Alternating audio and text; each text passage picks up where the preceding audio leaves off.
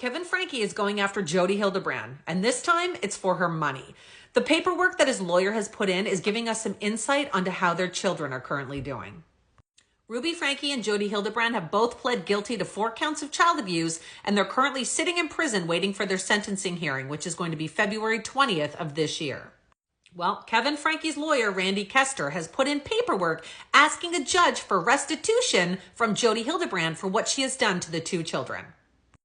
This paperwork is starting to give us a bit of insight on how the 2 youngest children are doing right now. The paperwork stated that the kids underwent medical care, which we did know of because of the injuries they sustained from their mother and Jodi Hildebrandt. But it also says they've now had psychological assessments and ongoing medical health treatment to help them comprehend and recover from their injuries. The paperwork also states that they're going to remain in professional care for their aggravated psychological and emotional injuries they suffered. It says they're going to require long-term professional care, which I don't think surprises anyone. The paperwork goes on to say that right now, the state of Utah is currently paying for all of this because the children are in custody of the state. Kevin Franke is fighting to get custody, and the paperwork states that this may go on until September of 2024 of this year. Hopefully this is settled way before that. But the lawyer states that when it is settled and the children hopefully are returned with Kevin, they want Jodi Hildebrandt paying for all this care.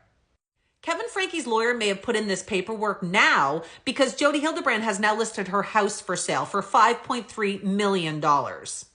The inside pictures of the home were listed on the realtor website, including a picture of the safe room, the panic room that Jodi Hildebrandt had in her basement. However, these pictures have now been removed, but not before KUTV was able to screenshot it.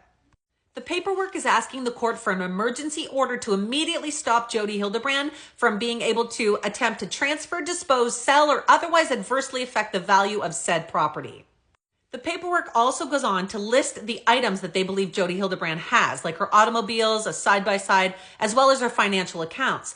But interesting enough, it also lists that they may not be under Jodi Hildebrandt's name anymore, and it may have been moved into a third-party name, like Pam Bodger or Connections. You may recall that Pam Bodger was the friend of Ruby Franke that she contacted to go pick up her 14 and 16-year-old daughters when she was arrested.